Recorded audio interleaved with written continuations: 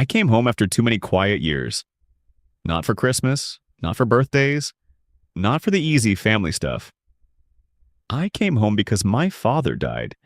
Even now, that sentence feels thin. Too thin for a man like him. Too small for a house like ours. The driver left me at the gate.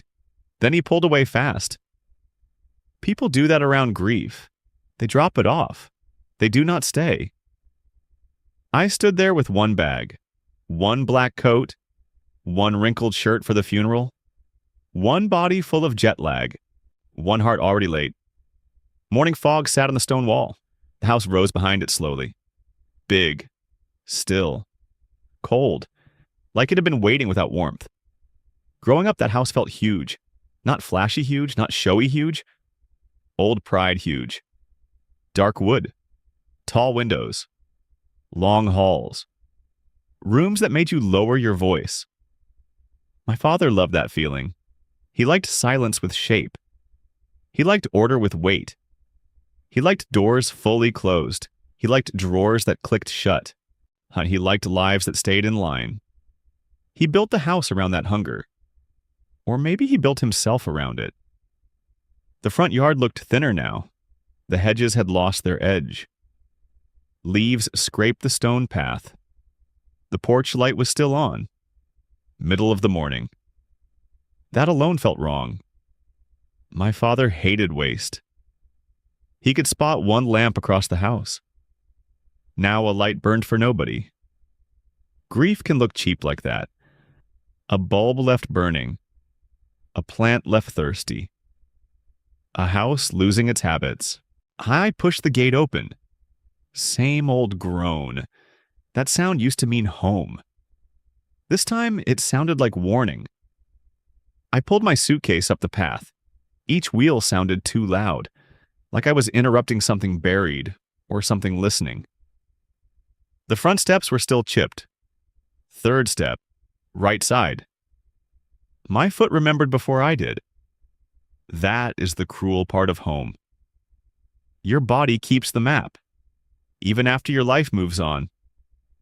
At the porch, I stopped again. The front door stood there waiting.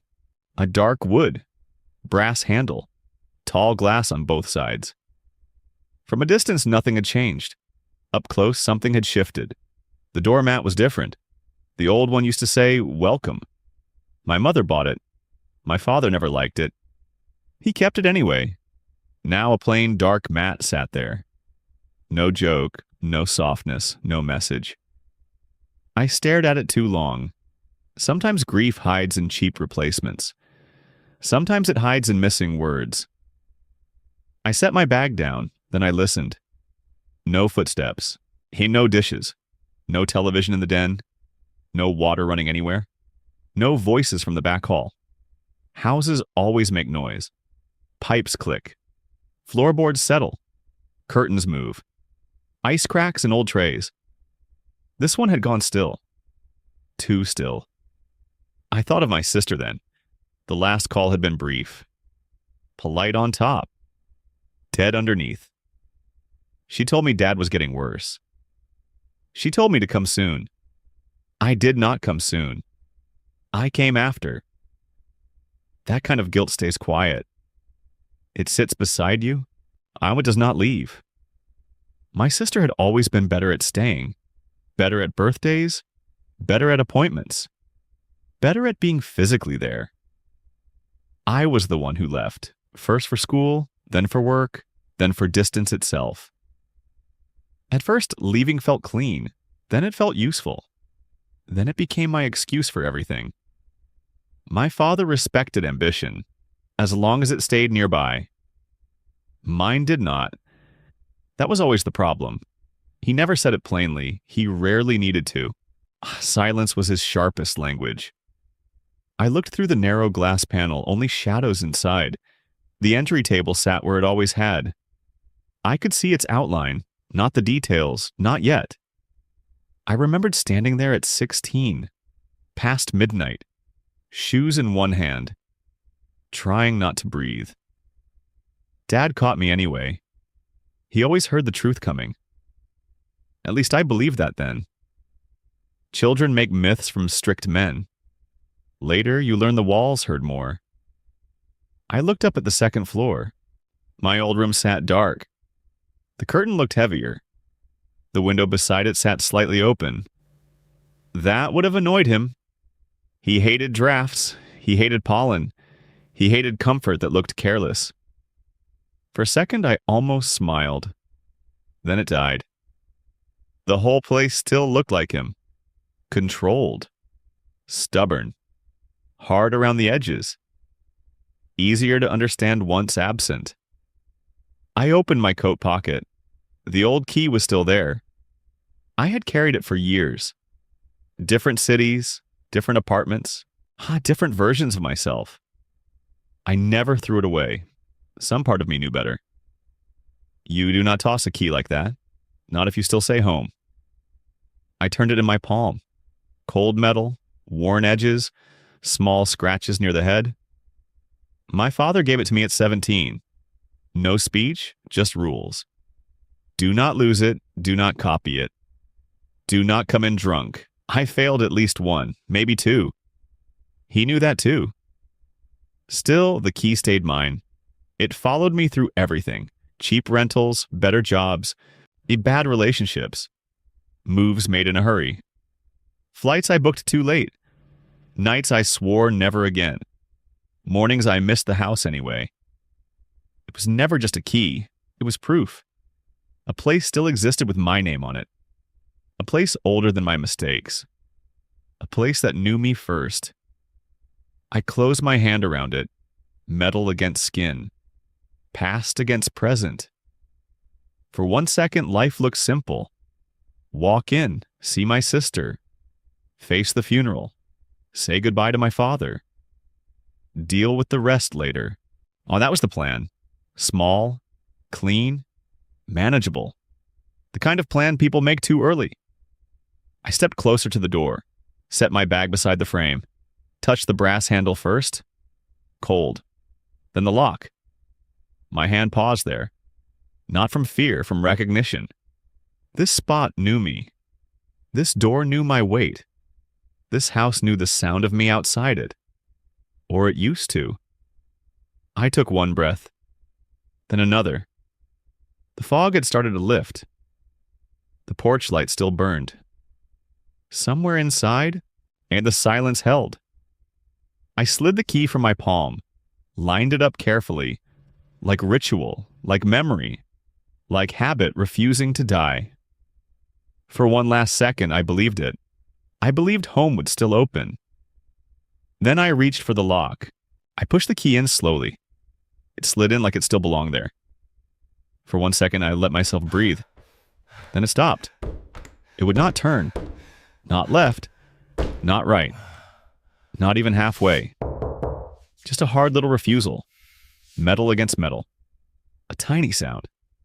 Still, it landed like a slap. I tried again. Slower this time.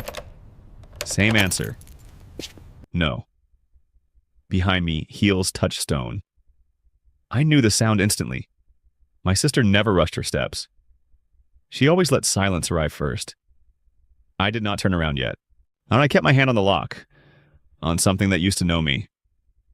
"You're using the old key," she said. Her voice came out soft. Too soft for that moment. I turned then. She stood 3 steps behind me. Black dress, hair pinned back. Tired eyes. Not messy ones. She looked composed, like the house. In her hand I saw it.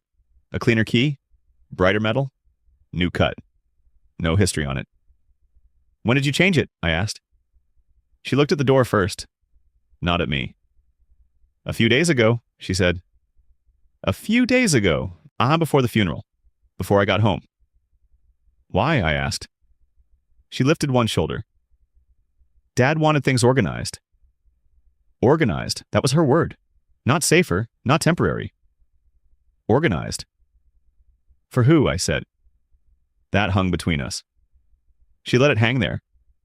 Then she looked past my shoulder, toward the road, toward anything easier. "You should have told me," I said. "You should have gotten here sooner," she said. There it was. The first real cut. Clean, quiet, perfectly aimed. She did not raise her voice. She did not need to. My father taught us both that trick. Keep the tone low, make the wound look clean. I could have fought her right there, on the porch, in black clothes, with Dad barely in the ground. I did not. I looked at the new key again. It looked small in her hand. It did not feel small. It felt like a verdict, like a decision made without me. Like absence had signed something already. She stepped forward at last. The new key turned easy. Too easy. The lock clicked open. Yam, that sound used to mean welcome. Now it meant permission. She opened the door halfway. Not wide, just enough. That stung too. Maybe she knew that. Maybe she knew it exactly. I walked in after her. Not ahead, not beside. After. That order mattered. We both knew it. The air inside felt wrong. Not dirty, not stale. Just overhandled. Like fresh polish over old grief. The entry table had been cleared. Dad's mail basket was gone. So were his reading glasses. A bowl of white lilies sat there instead. Funeral flowers, already browning at the edges. My father hated lilies. He said they smelled like bad apologies. Still, there they were, clean, white, public. The hallway looked cleaner than grief should allow. Family houses get messy after death. Cups stay where they land. Jackets gather on chairs. Medicine waits too long on counters. This one looked edited, not cleaned. Edited. Frames had shifted half an inch. Rugs were pulled straighter. Doors were shut. Doors that used to stay open. Somebody had gone room by room. Somebody had arranged the house. Somebody had decided what remained visible. You changed more than the lock, I said. She set her bag down carefully.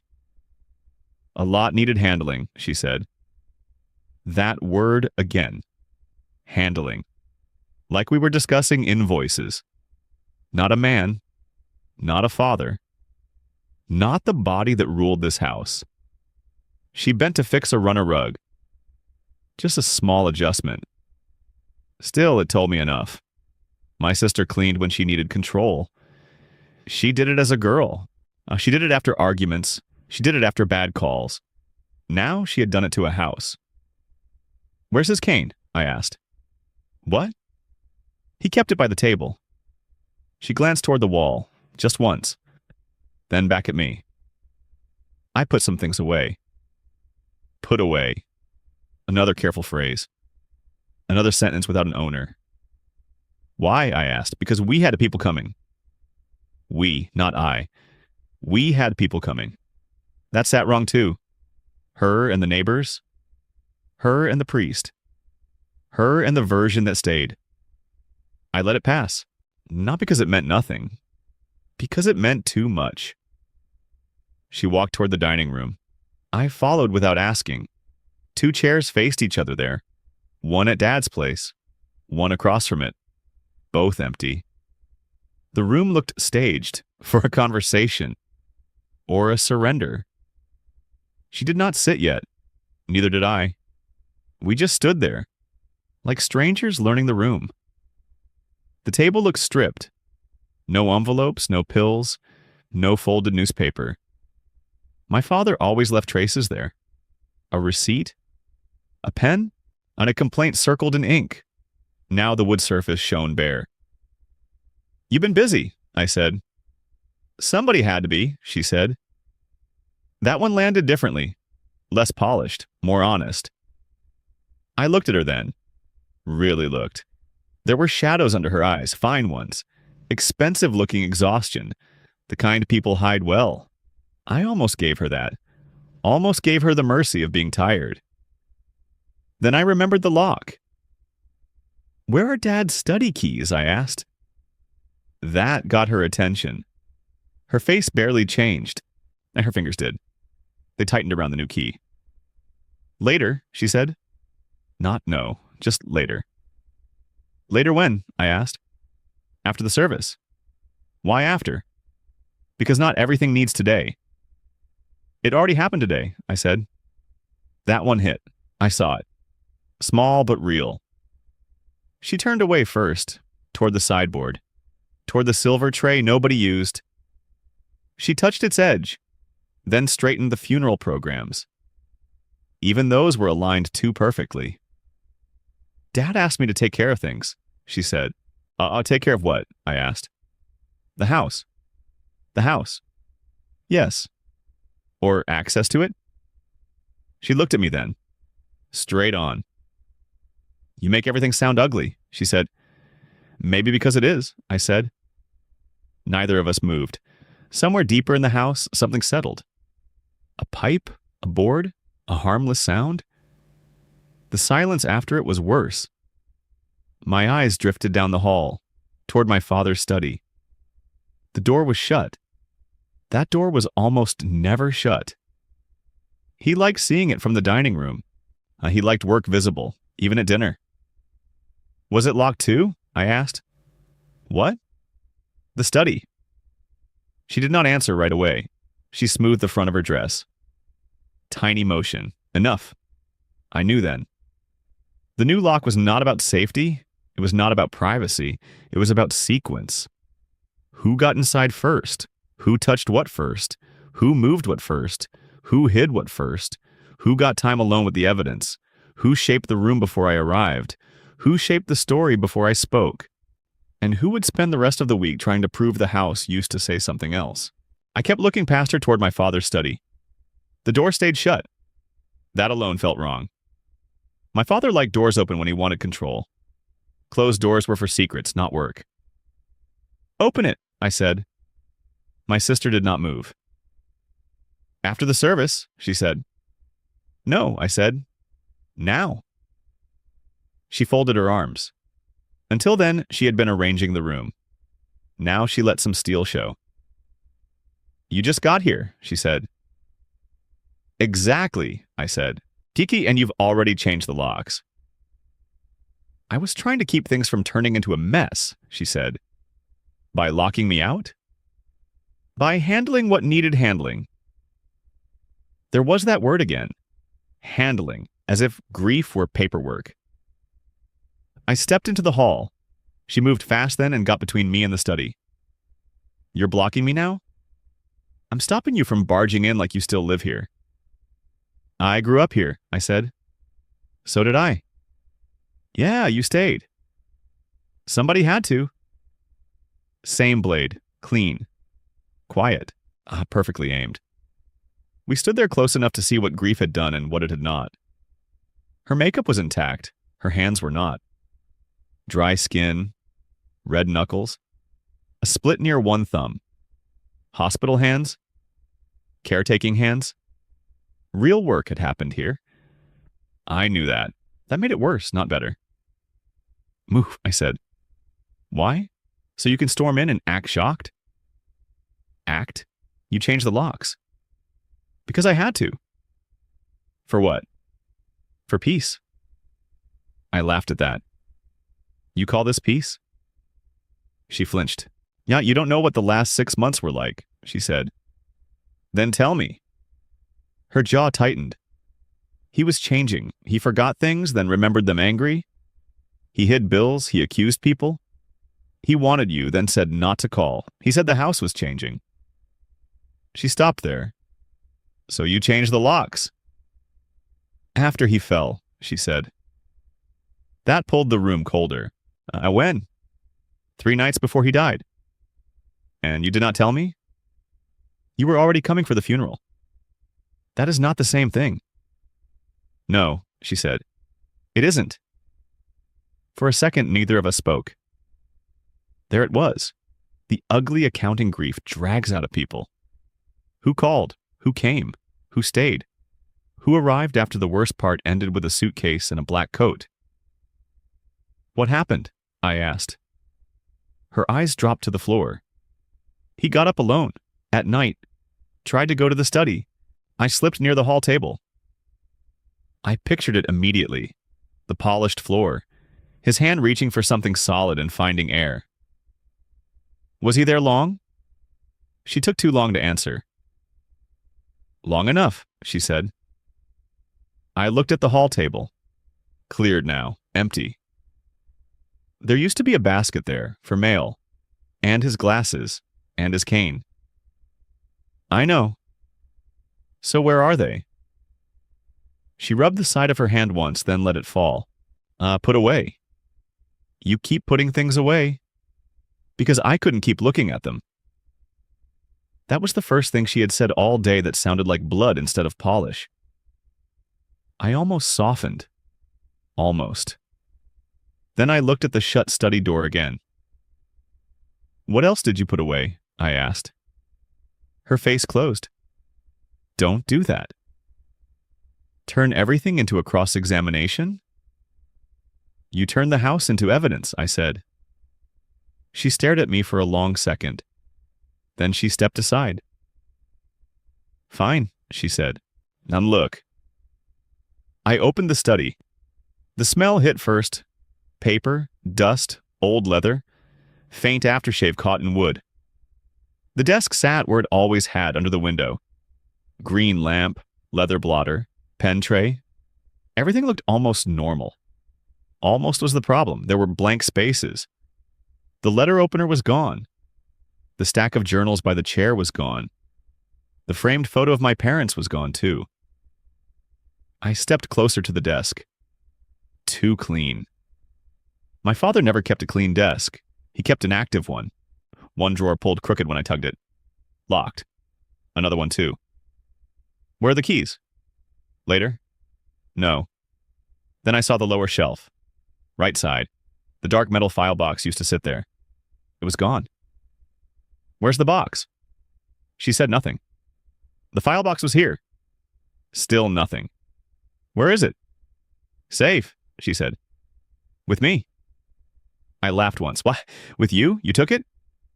I secured it. From who? From chaos. From me? She did not answer. I looked at the clean rectangle where the box used to sit. Unless you had no right, I said. I had every right. I was here. There it was again. Not law. Presence. I looked back at the desk, the locked drawers, the missing box.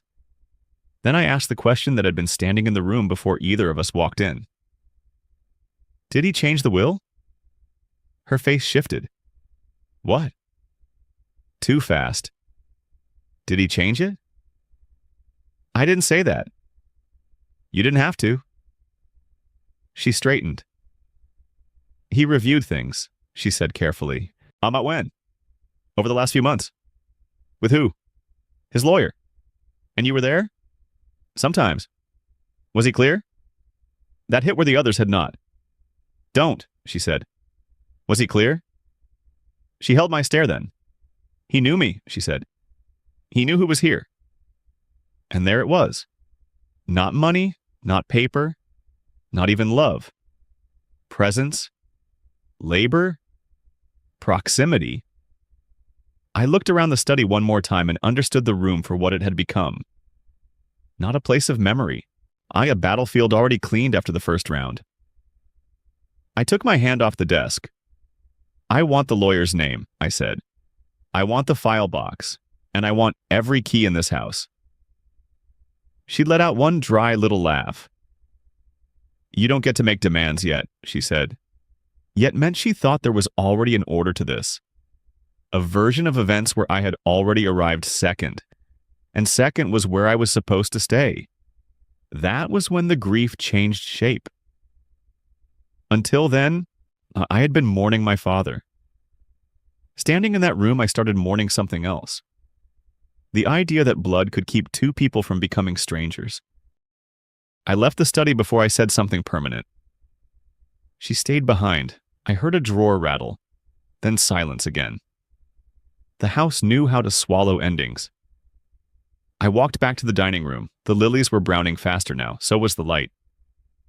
Afternoon had turned the windows pale. Everything looked touched by dust. Everything looked arranged for witnesses. I stood at my father's chair. I did not sit. That seat still had weight, even empty. My sister came in a minute later, and her face was smooth again.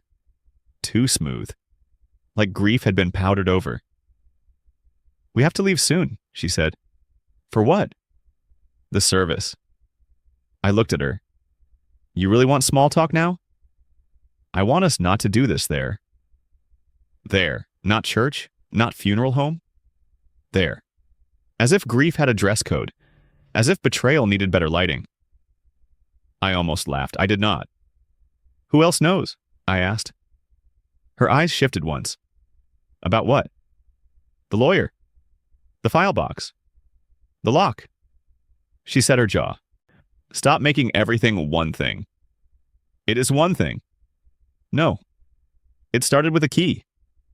"It started years ago," she said. That line stayed, not because it answered anything, because it did. We did not speak on the drive. She drove. I watched the road. Bare trees. Wet pavement. Gray sky dragging low. The kind of day that made houses look abandoned. The kind of day my father would have hated. He liked weather with discipline. The church parking lot was already half full. Cars lined up in patient rows. People moved in black and navy. Soft voices. Careful hands. The whole place looked upholstered. Grief always gets prettier around other people. Inside, everyone wore their best sorrow. My aunt kissed my cheek. A cousin squeezed my arm. An old neighbor told me my father was proud. That one almost made me choke. Proud of what? Distance? Timing? My black coat? My sister moved through them well. Too well. She knew where to pause. Where to lower her eyes. Where to touch a sleeve. Where to let silence speak for her. She had practiced grief in public. I had not. At the front, my father's photo stood beside white flowers. Not lilies this time. Roses. Deep red. Almost brown at the edges. That felt more honest. The minister spoke about devotion, about family, about steadiness. Words people use when the dead can no longer argue. I looked at the casket, then at my sister, then at the floor. My father loved order. He got it in the end. Rows of chairs, pressed clothes, and programs folded clean. His whole life reduced to sequence. When it was my turn to speak, I stood slowly. Paper shook in my hand. Not from tears. From anger held too tight. I looked at the room, then at the casket, then nowhere at all. My father believed in structure, I said. He trusted what stayed standing. He respected work. He respected discipline. Those parts were true. Safer than love. Safer than memory. Safer than saying he was difficult. Safer than saying he could freeze a room. Safer than saying I still wanted his approval. Even now, especially now. I spoke for 2 minutes, maybe less. People nodded. People cried politely. I sat down. My sister never looked at me. Afterward came the line. Condolences, handshakes, casserole voices. People telling stories polished by time. Every family funeral has a second service. The one in the lobby. The one where people sort the dead into useful anecdotes. My father's lawyer found me there. Gray suit, quiet tie, old eyes. And he gave me his card. No envelope, no warmth either. We should speak this week, he said. My sister saw it happen. She was across the room. Still, I felt her notice. That was enough. Later, outside, while people lingered near cars, I asked her, "You told him I was here?" "He already knew." "Did you tell him about the locks?" She did not answer. The wind lifted her hair once, then dropped it. "He asked for both of us," she said. "When?" "Tomorrow." So there it was. Not resolution. An appointment. Families like ours never explode cleanly. They scheduled the next wound. That night, we went back to the house. The porch light was still on. Same bulb, same waste, same warning. Inside, the rooms felt smaller. Funerals do that. They pull the air out. My sister took off her shoes at the hall bench, set them side by side, perfectly straight. I watched her do it. Then I asked the question again. Did he change the will? She did not answer right away. She walked to the kitchen, poured water. Did not offer me any. When she came back, her voice was lower. He changed more than one document. My throat tightened. What does that mean? It means tomorrow will be ugly. Was he clear? She looked tired then. Not polished, not composed, just tired. He was clear about some things, she said. Not all. That was the closest thing to honesty yet. I leaned against the doorway. The wood felt cold through my sleeve. Did you want this? I asked.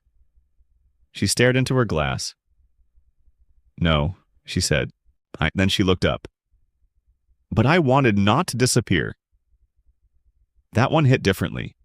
Not because it excused anything, because it sounded old. Older than the lock, older than the lawyer, older than our father's last months. Maybe older than adulthood itself. In our family, love had always come with placement. Who sat closest? Who got called first? Who stayed longest? Who looked dependable from across a room? I had been the son who left. She had been the daughter who remained. Maybe we both built religions from that. I went to my old room. The bed was made too tight. The curtains were heavier. The air smelled closed. I sat on the edge and listened. A pipe clicked somewhere.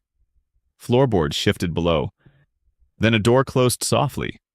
Not slammed. Worse. Soft doors mean decisions.